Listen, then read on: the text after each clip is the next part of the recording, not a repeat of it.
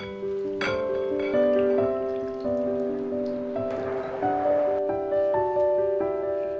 măng gà hay là miếng gà thơm ngon đặc biệt. Chào cô bác, anh chị em và các bạn. Trong món này mình sẽ cần có măng. Nếu như sử dụng cái măng này thì mình chỉ cần rửa qua thôi. 450g là có đường tịnh. Tốt nhất là gà ta, tức là gà dai đó. Ở đây mình nấu với lại con gà Saffron Hull, tức là con gà này dùng để nấu súp. Nó dai ngon như gà ta mình vậy đó. Rồi mình có miếng ăn kèm. Miếng măng gà người Bắc sẽ khác với miếng măng gà người Nam. Miếng măng gà người Nam thì sẽ có thêm bắp cải để làm gỏi. 8 cái nấm đông cô, khoảng 40g. Hành tây, 20g gừng, 200g củ cải trắng. Rồi mình có bột nghệ. Để nấu cho gà thơm thì mình có thể lấy gốc ngò rí hoặc là gốc quế, gốc rau húng lủi hay là gốc ngò gai. Hành tím, để chút nữa mình làm hành phi. Rồi hành lá. Ăn kèm có rau răm, rau ngò rí hoặc là rau quế. Măng mình sẽ rửa, sau đó luộc lại. Mặc dù là măng này là măng đã nấu rồi, nhưng mà tốt nhất thì mình phải nấu lại. Nếu là măng khô thì phải nấu nhiều hơn và lâu hơn. Có thể luộc bằng nồi thường hoặc là nồi áp suất đều được. Mình cho vào đây nước lạnh, sau đó cho măng. Cho thiệt là nhiều nước luôn. Mình cho vô 20g muối, là 1 muỗng canh hay là 1 tablespoon. Để mở nắp như vậy. Bấm vào do thê. Mình để mo, thời gian là 30 phút.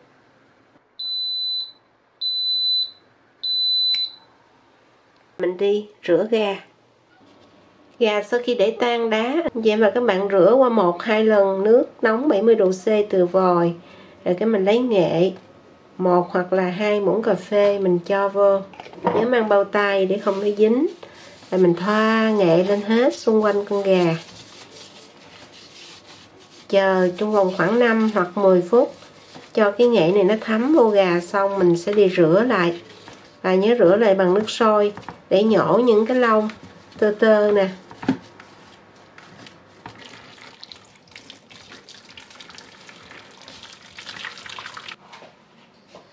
Mình lấy nước nóng 60 độ C từ vòi. Sau đó ngâm khoảng 20 phút.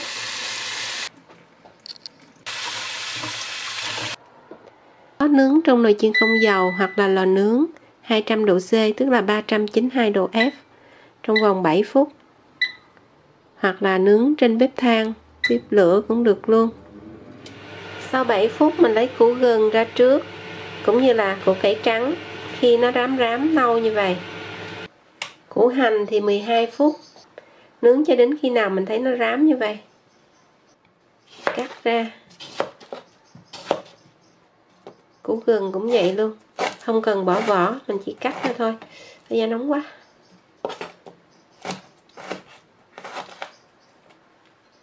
Rồi có thể cho vô cái này để chút nữa dễ lấy ra. Hoặc không có thì mình cho thẳng vô nồi luôn, cùng với lại mấy cái gốc. Có thể nấu nồi thường hoặc là nồi áp suất điện hoặc là nồi áp suất thường. Hôm trước Văn Viên đã có chia sẻ bằng nồi áp suất rồi. Anh chị em và các bạn có thể coi lại video nấu phở đó. Hôm nay mình sẽ nấu nồi thường cho một số các chị em không có nồi áp suất. 3 lít nước. Mình nấu sôi lên. Đây là đường phèn.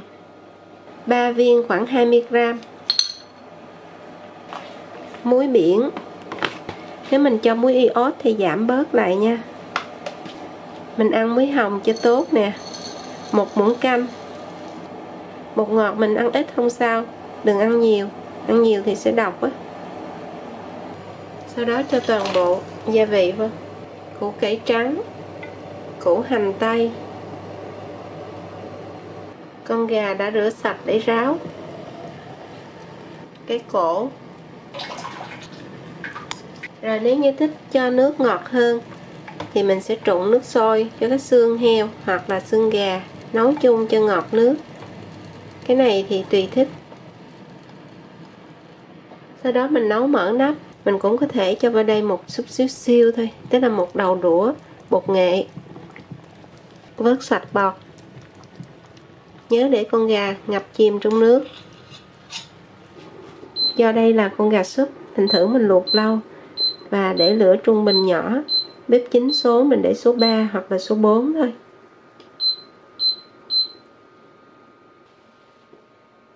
Mình đậy nắp lại. Măng sau khi luộc hết giờ, mình ngâm trong nồi thêm khoảng 20 phút nữa để cho nó ra cái nước màu vàng này nè. Rồi sau đó mình rửa nước lạnh.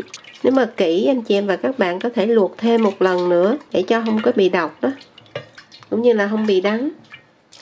Xả nước lạnh vô mình ngâm, rồi cũng cắt ra luôn. Và khi cắt măng, anh chị em và các bạn sẽ cắt ngang để cho măng không bị dai cứng. Cắt ngang vậy nè. Cái này là cái gốc á. Còn phía trên thì mình cắt dọc. Trên chỗ này nè, nó mềm thì mình cắt dọc được luôn. Rồi sau đó mình đổ ra rổ để ráo nước. Sau khi luộc được 25 phút, trước khi lật gà lại mình nhớ vớt bọt.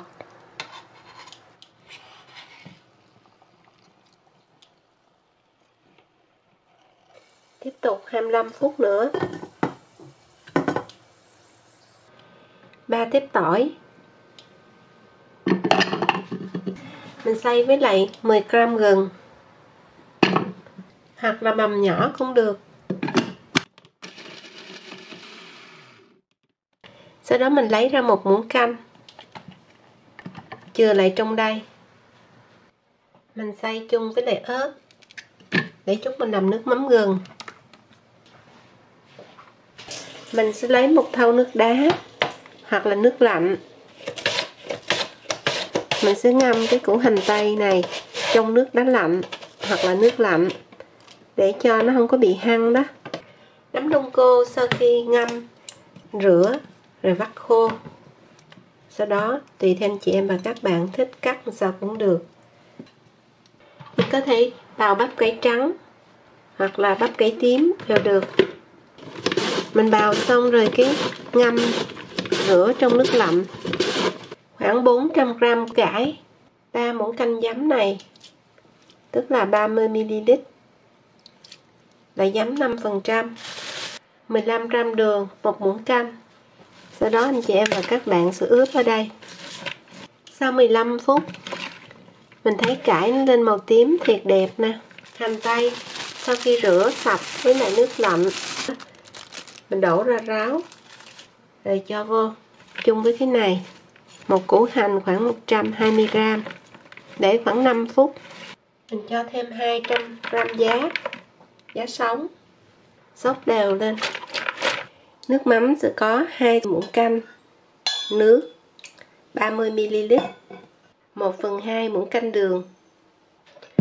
Sau đó quậy tan rồi cho 1 muỗng canh nước mắm loại ngon, 1/3 muỗng canh nước cốt chanh, tức là 1 muỗng cà phê 5 ml. Sau đó mình quậy đều lên rồi cho tỏi ớt gừng vừa xay vô luôn. Người Nam thì ăn với lại nước mắm gừng, còn người Bắc thì không có ăn với lại nước mắm gừng. Cũng như là người Nam thì có trộn gỏi và ăn với giá, còn người Bắc thì không có mà ăn với lại hành trần. Gà sau khi luộc đủ 50 phút, mình sẽ kiểm tra coi chín chưa bằng cách là xăm vô chỗ nào mà dày nhất á. Nếu như không ra cái máu đỏ là gà đã chín. Sau đó mình tắt lửa, đậy nắp và để đây thêm 10 phút nữa. Sau đó cho 1 muỗng cà phê, gừng, tỏi vừa xay. Đảo cho thơm, xong sau đó mình xào măng. Anh chị em và các bạn đừng để tỏi vàng quá nó cháy. Để lửa trung bình, mình đảo qua xong rồi nêm. 1 muỗng cà phê bột nêm gà chicken powder, 1 muỗng cà phê đường.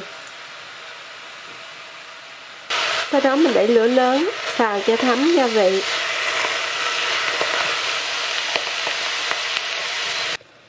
Nếu như gà ta thì mình vớt ra ngâm vào trong thau nước lạnh để cho da gà giòn. Nhưng mà con gà này nó có cái da dai đó, thành thử ra mình không có cần phải ngâm trong nước lạnh. Mình thử gà, thấy mềm vừa phải luôn. Mình vớt ra, sau đó thì cho măng vô nấu. Mình sẽ hầm cho măng mềm để nấu từ 8 cho đến 10 tô. Mình cho thêm nửa lít nước, tức là 2 cốc nước sôi. Cho vô nồi 1 muỗng canh dầu ăn, 1/2 muỗng cà phê bột nghệ. Sau đó mình lấy cọ quét dầu lên da gà cho nó vàng. Do con gà của mình nó là con gà súp, nó không có vàng đó. Sau khi quét xong thì mình để ở đây chờ cho khô da. Cho vào đây nửa muỗng canh dầu ăn, tỏi với gừng còn lại mình cho hết vào đây. Rồi mình xào nấm đông cô.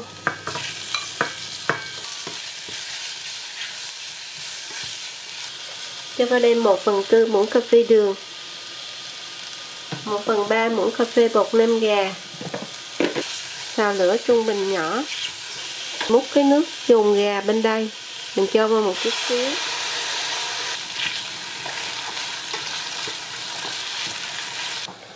Mình để lửa trung bình nhỏ, rồi vớt bọt, vớt luôn cái mỡ. Ở ngoài tiệm thì người ta vẫn để mỡ, thì cái nồi nước súp lúc nào nó cũng nóng hổi hết, bởi vì có lớp dầu bên trên.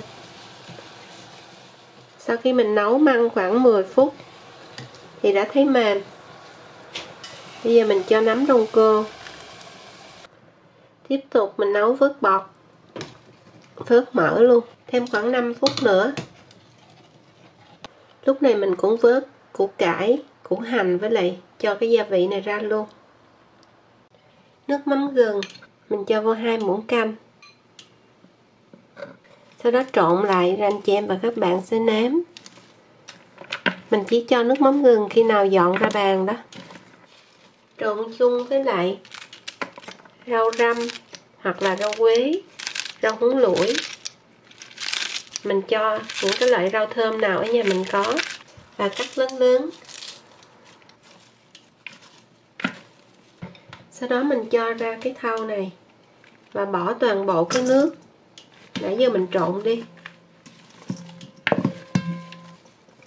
Mình có được một dĩa rau trộn. Sau đó con gà này tùy thích mình có thể cắt hoặc là lọc lấy nạc.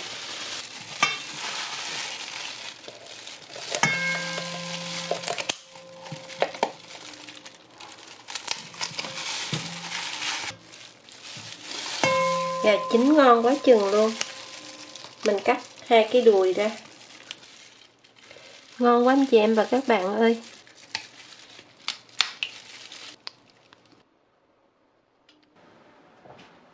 Miếng mình sẽ ngâm trong nước nóng già 70 độ C, tức là nước sôi sủi tăm. Do là mình thích ăn giá, thành thử mình trụng giá. Và không cần chín lắm, chỉ sơ sơ như vậy thôi. Để một lớp bên dưới. Miếng không cần trụng nhiều bởi vì chút nữa nó còn nở nữa. Tùy theo anh chị em và các bạn thích ăn nhiều hay ít. Nồi nước dùng nóng hổi luôn. Tùy theo mình thích ăn nhiều hay là ít măng thì cho nha. Ở nhà mình thích ăn măng lắm, do đó mình cho nhiều một chút. Hành mình trần. Sau đó cho lên một bên. Xếp gà lên. Tùy theo mình thích bao nhiêu thì cho bao nhiêu. Hành ngò cho một gốc. Sau đó thì cho nước dùng nóng hổi lên.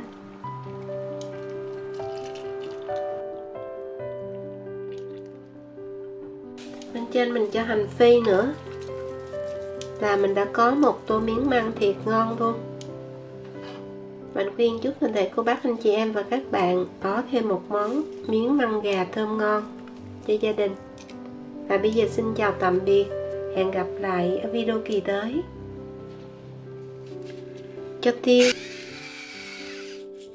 thêm ớt, và khi ăn thì thêm rau thơm. Nếu thích thì có thể vắt chanh.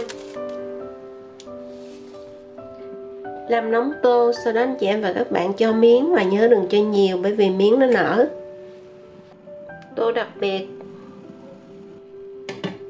hành trần. Tô này cho người không ăn măng, không ăn nấm, là con gái mình. Ngon quá anh chị em và các bạn ơi. Ớt không cay, hành phi,